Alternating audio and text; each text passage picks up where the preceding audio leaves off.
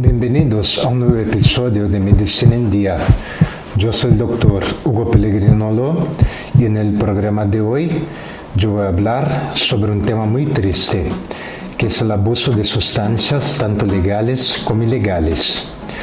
Este es un programa en homenaje a algunas figuras públicas que fallecieron desafortunadamente por el abuso de tales sustancias. Una de esas personas era la cantante Amy Winehouse. Las batallas de Amy Winehouse con el abuso de sustancias fueron objeto de mucha atención de los medios. En 2005, ella atravesó un periodo de consumo de alcohol, uso excesivo de drogas y pérdida de peso. Las personas que la vieron a finales de ese año y a principios de 2006 informaron una recuperación que coincidió con la escritura de Back to Black. Su familia cree que la muerte de su abuela a mediados de 2006, que fue una influencia estabilizadora, la hizo adicta. En agosto de 2007, Amy Winehouse canceló una serie de espectáculos en el Reino Unido y Europa, citando el agotamiento y los problemas de salud. Ella fue hospitalizada durante ese periodo, por lo que informó como una sobredosis de heroína, éxtasis, cocaína, ketamina y alcohol. En varias entrevistas, Amy Winehouse admitió tener problemas de autolesión, depresión y trastornos de alimentación. Amy Winehouse le dijo a una revista que las drogas tenían la culpa de su hospitalización y que realmente pensé que todo había terminado para mí, dijo Amy Winehouse. Poco después, el padre de Amy Winehouse comentó que cuando hizo declaraciones públicas sobre sus problemas, estaba usando los medios porque parecía la única forma de llegar a ella.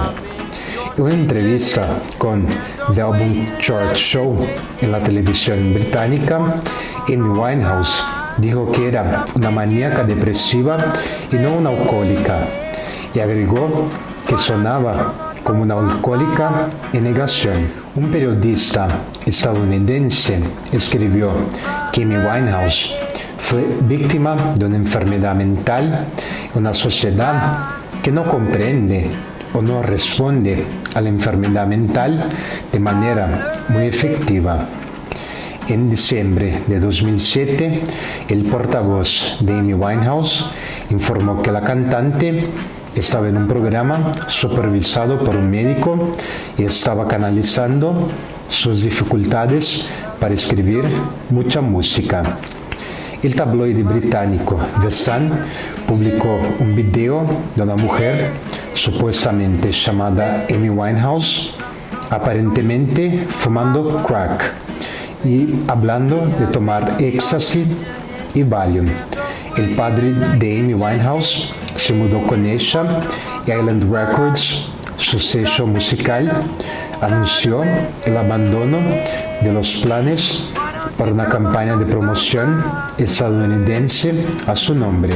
A finales de enero de 2008, Amy Winehouse ingresó en un centro de rehabilitación para un programa de tratamiento de 2 semanas. El 23 de enero de 2008, el video fue transmitido a la Policía Metropolitana, que enloqueció el 5 de febrero. No se presentaron cargos. El 26 de marzo de 2008, el portavoz de Amy Winehouse dijo que ella estaba bien. Su compañía discográfica supuestamente creía que su recuperación seguía siendo frágil. A fines de abril de 2008, su comportamiento errático, incluida una acusación de agresión, causó temor de que sus esfuerzos de rehabilitación de drogas no fueron exitosos. El padre y gerente de Amy Winehouse trató de detenerla en virtud de la Ley de Salud Mental de 1983. Su aspecto desalineado durante y después de una noche programada en septiembre de 2008 provocó nuevos rumores de una recaída. Los fotógrafos fueron citados diciendo que parecía tener cortes en las piernas y en los brazos. Según su médico, Amy Winehouse dejó de usar sustancias ilegales en el año 2008. Una entrevista de octubre de 2010, hablando de su decisión de dejar las drogas, Amy Winehouse dijo: literalmente me desperté un día y pensé, ya no quiero hacer eso. Sin embargo, el alcohol surgió como un problema con Amy Winehouse, absteniéndose durante unas semanas y luego cayendo en el abuso de alcohol. Su médico dijo que Amy Winehouse fue tratado con Librium por abstinencia de alcohol y ansiedad y se sometió a evaluaciones psicológicas y psiquiátricas en 2010, pero rechazó la terapia psicológica. El 23 de junio de 2008, el publicista de Amy Winehouse corrigió las declaraciones erróneas anteriormente del padre de Amy Winehouse, Mitch Winehouse, de que su hija tenía enfisema en etapa temprana, alegando que tenía signos de lo que podría conducir a un enfisema en etapa temprana. Mitch Winehouse, su padre, también declaró que los pulmones de su hija estaban funcionando al 70% de su capacidad y que tenía un latido cardíaco irregular. Dijo que esos problemas fueron causados por su actual consumo de crack.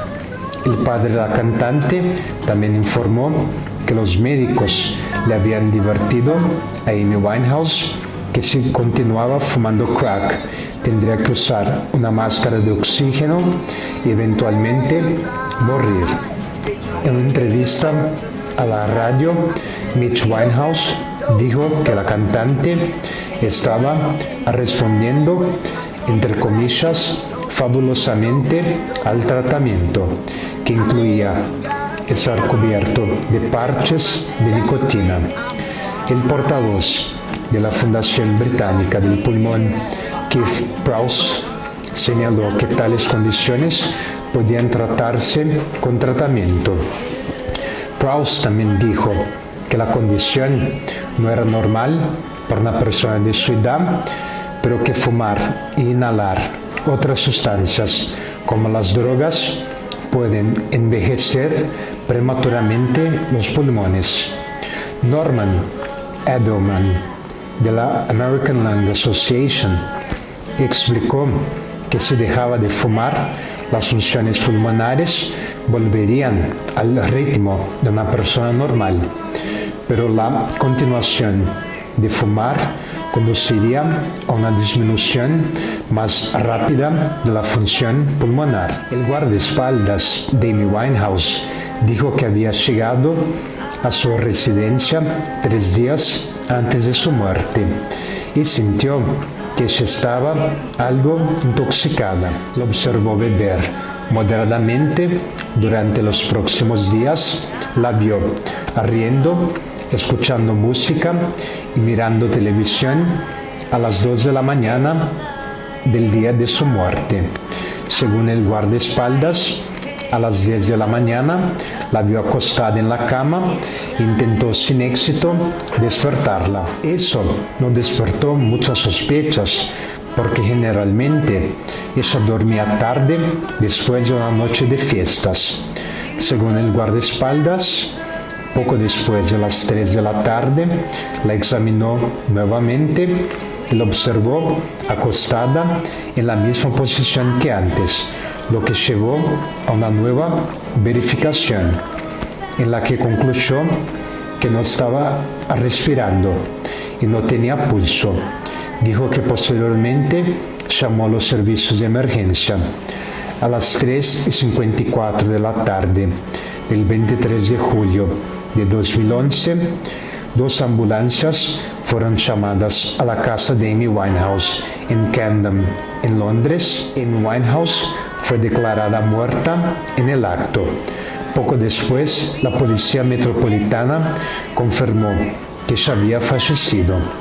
Después de que se anunció su muerte, aparecieron equipos de medios y cámaras, mientras que las multitudes se reunían cerca de la residencia de Amy Winehouse para presentar sus respetos. Los investigadores forenses entraron al departamento mientras la policía rodeaba la calle afuera. Sacaron una pequeña y 2 botellas grandes de vodka de su habitación. La investigación de un forense llegó a un veredicto de accidente. El informe, publicado el 26 de octubre de 2011, explicaba que el contenido de alcohol en la sangre de Amy Winehouse era de 416 miligramos por 100 mililitros en el momento de su muerte, más de 5 veces el límite legal de alcohol para conducir. Según el médico forense, las consecuencias involuntarias de tales niveles potencialmente fatales fueron su muerte súbita. Otra gran cantante que evolucionó hasta la muerte debido al uso incontrolado de sustancias fue Whitney Houston. Aunque Whitney Houston fue vista como una buena chica, con una imagen perfecta en los años 80 y principios de los años 90, su comportamiento había cambiado en 1999 y año 2000. A menudo llegaba tarde a entrevistas, sesiones fotográficas y ensayos. Canceló conciertos y apariciones en programas de entrevistas y ha habido informes de comportamientos erráticos. La pérdida de rendimiento y la pérdida de peso llevaron a rumores de que Whitney Houston usaba drogas con su esposo. El 11 de enero de 2000, los guardias de seguridad del aeropuerto descubrieron marihuana en el equipaje de Whitney Houston y su esposo Bobby Brown en un aeropuerto de Hawái.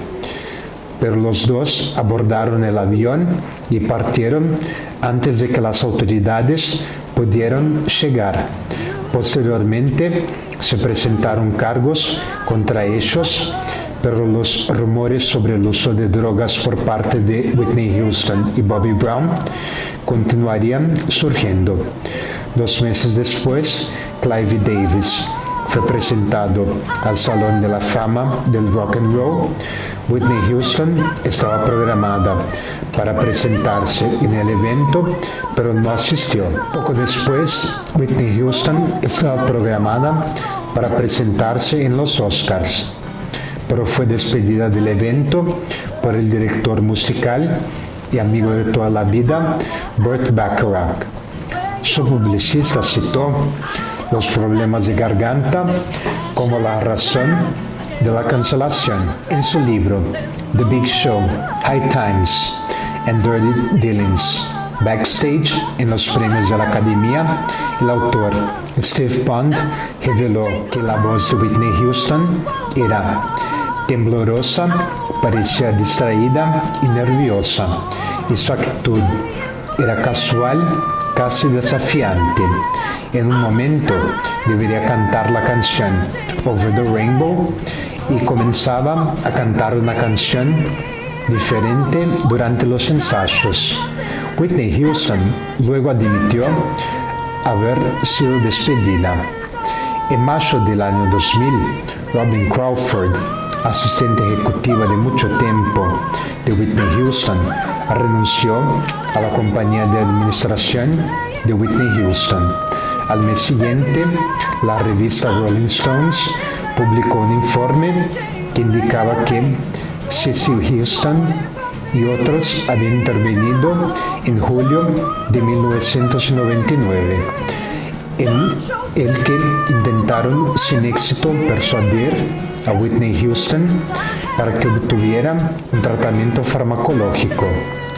Whitney Houston dio su primera entrevista en 7 años, en septiembre de 2009, apareciendo en el estreno de la temporada de Oprah Winfrey. La entrevista fue anunciada como la entrevista musical más esperada de la década.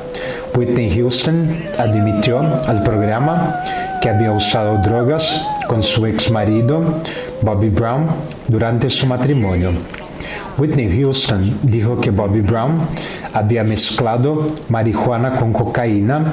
Ella le dijo a Oprah que antes de la película The Bodyguard, su consumo de drogas era ligero, que usaba las drogas más fuertemente después del éxito de la película y el nacimiento de su hija, y que en 1996 el uso de drogas era algo cotidiano. Yo no estaba feliz en ese momento, me estaba perdiendo, dijo Whitney Houston a Oprah, que había asistido a un programa de rehabilitación de 30 días. En mayo de 2011, Whitney Houston volvió a presentarse en un centro de rehabilitación citando problemas de drogas y alcohol. Un representante de Whitney Houston dijo que el tratamiento ambulatorio era parte del proceso de recuperación a largo plazo de Whitney Houston. Whitney Houston aparentemente parecía desalineada y errática en los días inmediatamente anteriores a su muerte.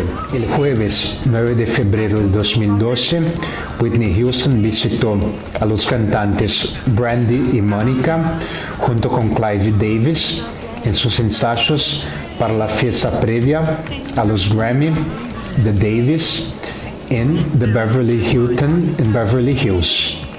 Ese mismo día hizo su última presentación pública cuando se unió a Kelly Price en el escenario de Hollywood, California, y cantó Jesus Loves Me. 2 días después, el 11 de febrero, Houston fue encontrada inconsciente en la suite 434 del hotel Beverly Hilton, sumergida en la bañadera. Los paramédicos de Beverly Hills llegaron aproximadamente a las 13:30 de la tarde, encontraron a Whitney Houston sin respuesta y realizaron una reanimación cardiopulmonar sin éxito. Whitney Houston fue declarada muerta a las 13:55 de la tarde. La causa de la muerte no se supo de inmediato. La policía local dijo que no había signos evidentes de intención criminal. El 22 de marzo de 2012, el Departamento de Revocación del Condado de Los Ángeles informó que la muerte de Whitney Houston fue causada por ahogamiento y los efectos de la enfermedad cardíaca aterosclerótica y el consumo de cocaína. El resultado de la autopsia indicó que la cantidad de cocaína encontrada en el cuerpo de Houston indicó que ella usó la sustancia poco antes de su muerte. Los resultados de toxicología revelaron medicamentos adicionales en su sistema: difenhidramina, alprazolam, cannabis y ciclobenzaprina. El modo de muerte fue mencionado como un accidente. Otra víctima del abuso de drogas fue el actor Cory Monteith, mejor conocido por la serie de televisión Glee. El 31 de marzo de 2013, el publicista de Cory Monteith anunció que Cory Monteith había sido admitido en un centro de tratamiento de drogas. Él ya había recibido tratamiento por abuso de sustancias cuando tenía 19 años, después de un historial de consumo de drogas que empezó alrededor de los 13 años de edad. Según el co-creador de Glee, Ryan Murphy, la admisión de rehabilitación de Cory Monteith en marzo fue el resultado de una intervención de emergencia en los estudios de Paramount, en que Murphy y otros miembros del elenco de Glee le pidieron a Cory Monteith que acompañara a los médicos al centro de rehabilitación que había sido organizado por el programa. Cory Monteith estuvo de acuerdo, en consecuencia fue quitado de los últimos 2 episodios de la 4ª temporada de Glee, después de asegurarse de que todavía tendría su trabajo a su regreso. El 26 de abril de 2013 se informó que Cory Monteith había completado su tratamiento. El sábado 13 de julio de 2013, a los 31 años, Cory Monteith fue encontrado muerto en su habitación en el Fairmont Pacific Rim Hotel en Vancouver. Estaba programado para abandonar esa rehabilitación ese día, después de una estadía de 7 noches. Pero cuando no lo hizo, el personal del hotel entró en su habitación y descubrió su cuerpo alrededor del mediodía. El Departamento de Policía de Vancouver declaró que la causa de la muerte no era evidente de inmediato, pero descartó un delito. El Servicio de Médicos Forenses de Columbia Británica completó una autopsia el 15 de julio. El informe preliminar de la autopsia indicó que Cory Monteith había muerto de una toxicidad de drogas mixtas que consistía en heroína y alcohol y que su muerte parecía haber sido accidental. El informe final, publicado por el Servicio de Médicos Forenses de Columbia Británica el 2 de octubre de 2013, confirmó esos hallazgos. Ese informe señaló que Cory Monteith también tenía codeína y morfina en su sistema en el momento de su muerte y que fue encontrado con una parafernalia de drogas que incluía una cuchara cargada de drogas y una aguja hipodérmica usada así como 2 botellas vacías de champán. El forense escribió que Cory Monteith había experimentado periodos intermitentes de abuso de drogas y abstinencia a lo largo de su vida y que después de un periodo de cese del uso de opioides, un nivel de concentración de drogas previamente tolerado puede volverse tóxico y mortal. Su estadía en rehabilitación solo unos meses antes de su muerte y su intento de mantenerse alejado de las drogas fue responsable de su menor tolerancia a las drogas. Otra víctima de la drogadicción que hizo una aparición muy desagradable en un premio musical en el 2007 es la cantante Britney Spears. Según Entertainment Weekly, Britney Spears los dejó sin aliento y por todas las razones equivocadas. Lo que se anunció como la actuación más grande y esperada en el mundo de la música en meses se ha convertido rápidamente en una sombría muestra de todo lo que ha ido mal a Britney Spears en los últimos años. La estrella del pop siempre ha tenido una base de admiradores comprometidos que absorbe todos sus movimientos y con razón. Su voz de canto puede ser demasiado débil, pero cuando está encima de su juego, Britney Spears es una artista electrizante que exuda una mezcla provocativa de sexualidad y tontería. Pero esa Britney Spears, la que criticó los Video Music Awards con socios tan variados como una Anaconda y Madonna, era un recuerdo lejano el 9 de septiembre del año 2007, cuando se tambaleó en el escenario y dio lo que, según todas las cuentas, fue la peor actuación pública de su carrera. Todos estaban conmocionados dijo un ejecutivo de la industria de la música que estaba sentado en la audiencia, donde prácticamente nadie se reía. No podíamos creer lo que estaba sucediendo ante nuestros ojos. De hecho, si el objetivo era llegar a los titulares, Britney Spears lo hizo.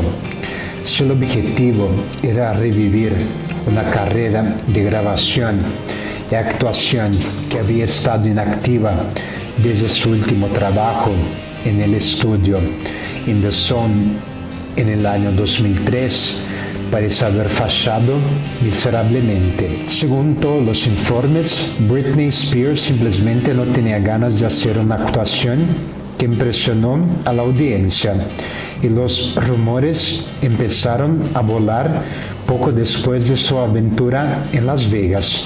Britney se quedó hasta tarde en la fiesta todo el fin de semana. Britney Spears eligió ese bikini mal ajustado sobre un modesto corsé. Britney se enamoró del ilusionista Chris Angel porque no estaba comprometida con la colaboración prevista en el escenario. Britney Spears llegó 2 horas tarde para el ensayo con una margarita helada en la mano. Todo es cierto, según fuentes cercanas a la ceremonia. Otra persona presente en los ensayos dijo que Britney Spears parecía un poco letárgica y que no había energía en sus movimientos de baile. Y inmediatamente después de su acto deslúcido, un grupo de ejecutivos de compañías discográficas rodeó la puerta del vestuario detrás de escena, casi como para protegerla del ataque de la mala prensa. En enero de 2008, ella fue hospitalizada en el centro médico Cedars-Sinai después de que la policía llegó a su casa y notó que parecía estar bajo la influencia de una sustancia no identificada. Al día siguiente, los derechos de visita de Britney Spears fueron suspendidos en una audiencia de emergencia y su ex esposo recibió la custodia física y legal exclusiva de sus hijos. Ella fue ingresada en el pabellón psiquiátrico del Centro Médico Ronald Reagan de la UCLA y se sometió a una hospitalización psiquiátrica involuntaria.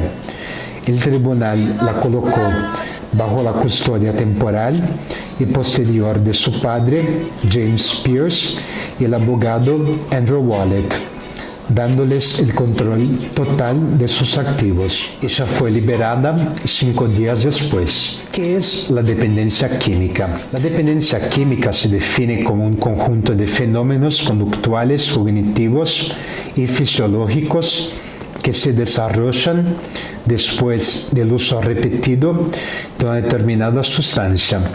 La adicción puede referirse a una sustancia psicoactiva específica, por ejemplo, el humo de tabaco, alcohol o cocaína, una categoría de sustancias psicoactivas, por ejemplo, sustancias opiáceas, un conjunto más amplio de sustancias farmacológicamente diferentes. Causas. La drogodependencia es una enfermedad crónica y multifactorial, lo que significa que varios factores contribuyen a su desarrollo, incluida la cantidad y frecuencia de uso de sustancias, el estado de salud del individuo y factores genéticos, psicosociales y ambientales. Muchos estudios buscan identificar características que predisponen a un individuo a un mayor riesgo de desarrollar abuso de dependencia. Con respecto al alcohol, por ejemplo, se estima que los factores genéticos representan aproximadamente el 50% de las vulnerabilidades que llevan a las personas a consumir alcohol en exceso, especialmente los genes que estarían involucrados en el metabolismo del alcohol la sensibilidad a los efectos del alcohol, ya que los hijos de alcohólicos tienen 4 veces más probabilidad de desarrollar alcoholismo, incluso si son criadas por personas no alcohólicas. Además, los factores y aspectos individuales del consumo de alcohol hacen que las mujeres, los jóvenes y los ancianos sean más vulnerables a los efectos del alcohol, lo que los ponen en mayor riesgo de desarrollar problemas. Factores de riesgo. Ciertas características o situaciones pueden aumentar o disminuir la probabilidad de problemas y o agravamiento con el alcohol y otras drogas. Esas situaciones se conocen como factores de riesgo y protección. Sin embargo, los factores de riesgo no son necesariamente los mismos para todas las personas y pueden variar según su personalidad, etapa de desarrollo y entorno. Entre ellos podemos destacar factores de riesgo: genética, trastornos psiquiátricos, por ejemplo, trastornos de conducta, falta de control parental, disponibilidad de alcohol, factores protectores, religión, control de impulsividad, supervisión parental, buen rendimiento académico y política de drogas. Síntomas de dependencia química. Algunos de los síntomas de la dependencia química son deseo incontrolable de usar sustancias, pérdida de control, o sea, incapacidad de detenerse después de empezar a usar, mayor tolerancia, o sea, necesidad de dosis más altas para lograr el mismo efecto que las dosis más bajas, un efecto decreciente con la misma dosis de la sustancia. Síntomas de la abstinencia: sudoración, temblores, ansiedad cuando la persona toma drogas, buscando ayuda médica. Es importante que las personas con dependencia química busquen ayuda de profesionales de la salud cuando se producen situaciones en las que la sustancia influye negativamente en la salud física y o rutinaria, las funciones académicas y o profesionales y las relaciones personales. Diagnóstico de dependencia química. Los criterios del Manual Mental y Estadístico de los Trastornos Mentales de la Asociación Americana de Psiquiatría y la Clasificación Internacional de Enfermedades de la Organización Mundial de la Salud son los más utilizados para diagnosticar los trastornos por uso de sustancias. Varios cuestionarios autocompletados como ASSIST, CAGE y AUDIT y análisis de sangre también se han empleados en contexto clínico para tales fines, pero no pueden considerarse como un sustituto de una entrevista clínica cuidadosa. También hay algunas pruebas, o sea, marcadores biológicos, que son indicadores fisiológicos de exposición o ingestión de drogas y pueden ayudar en el diagnóstico y el tratamiento. En el caso del alcohol, por ejemplo, se pueden citar alanina, aminotransferasa, volumen corpuscular medio y gamma-glutamina transferasa. También es importante realizar un examen físico y buscar signos y síntomas que puedan ayudar a identificar el problema, como síntomas de abstinencia, hipertensión leve y fluctuante, infecciones recurrentes, arritmias cardíacas inexplicables, cirrosis, hepatitis sin una causa definida, pancreatitis, entre otros. Cuando se diagnostica al paciente, es importante que además del tratamiento para la adicción, el individuo también tenga un seguimiento clínico para garantizar la mejora de su salud general. Tratamiento de adicción química. El tipo de ayuda más apropiado para cada persona depende de sus características personales, la cantidad y el patrón de uso de sustancias y si ya tiene problemas emocionales, físicos o interpersonales derivados de su uso. La evaluación del paciente puede involucrar a una variedad de profesionales de la salud, como médicos clínicos y psiquiatras, psicólogos, terapeutas ocupacionales, educadores físicos, trabajadores sociales y enfermeros. Cuando se hace el diagnóstico, la dependencia química debe ir acompañada de mediano a largo plazo para garantizar el éxito del tratamiento, que varía con la progresión y gravedad de la enfermedad. ¿Cómo convivir y cómo es el pronóstico? La adicción a menudo tiene un profundo impacto en muchos aspectos de la vida de un individuo y en aquellos que la rodean. Dado su complejidad, es interesante que los programas de tratamiento sean multidisciplinares para satisfacer las diversas necesidades del paciente, aspectos sociales, psicológicos, profesionales e incluso legales, como se muestra en varios estudios, y son más efectivos para cambiar los patrones de comportamiento que llevan los pacientes al abuso de sustancias, así como a sus procesos cognitivos y funcionamiento social. Para permanecer libre de drogas, un individuo tendrá que hacer una serie de cambios en su estilo de vida. Por ejemplo, evitar lugares y situaciones asociadas con el uso, reaprendiendo fuentes de placer distintas de las relacionadas con el consumo. En general, las personas con problemas de drogas se alejan de todas las formas de ocio, pasatiempos, relaciones, entre otros, y volver a una vida más conservadora puede ser una de las tareas más difíciles en el proceso de recuperación. ¿Es curable la dependencia química? No podemos decir que existe una cura para la adicción. Es una enfermedad crónica, al igual que la diabetes y la hipertensión arterial, pero totalmente tratable.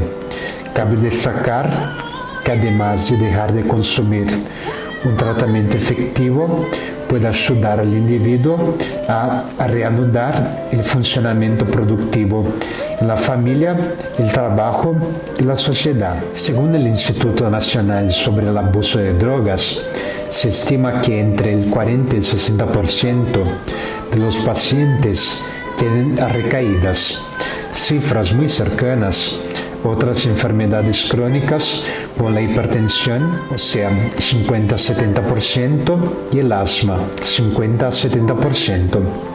Además, es importante destacar que la recaída es parte del proceso terapéutico, indica que el tratamiento debe revisarse y ajustarse. Prevención. En la prevención de problemas relacionados con las drogas, es de vital importancia que se desarrollen estrategias de prevención de drogas, incorporando enfoques basados en evidencia que sean culturalmente apropiados, con prioridades para mujeres embarazadas, jóvenes, menores y otras poblaciones vulnerables.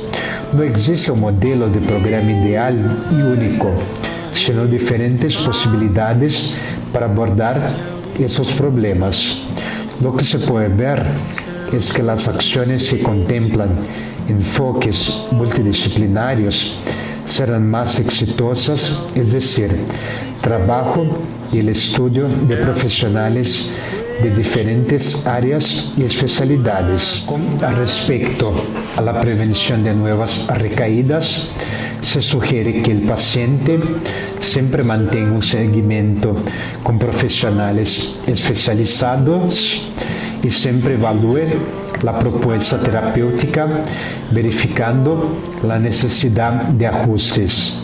Además, asistir a sesiones de psicoterapia, especialmente enfoques conductuales, puede ofrecer estrategias para que el individuo puede hacer frente a situaciones de alto riesgo o un fuerte deseo de consumir la sustancia, así como formas de prevenir las recaídas. Si sos víctima de adicción en la Argentina, entra en contacto con el número de teléfono 141.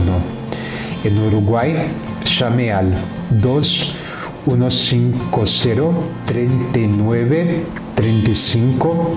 En Chile, llame al 1412. En Paraguay, llame al 21-298-352. En Colombia, llame al 300-76-09-783. En Perú, llame al 446-0751. En Panamá, llame al 232-6527. En México, llame al 01800-911-2000. En Estados Unidos, llame al 1-877-726-4727. Y si estás en España, llame al 916 15 15. Si usted es amigo o familiar de una persona que sufre de adicción química, comuníquese con el Al-Anon a través del sitio web de Al-Anon que está en la pantalla. Gracias por mirar al programa de hoy. Yo soy el doctor Hugo Pellegrino Lo. Para más informaciones, pido que me contacten a través de mi dirección de correo electrónico hugo.loh@gmail.com. Hasta el próximo programa.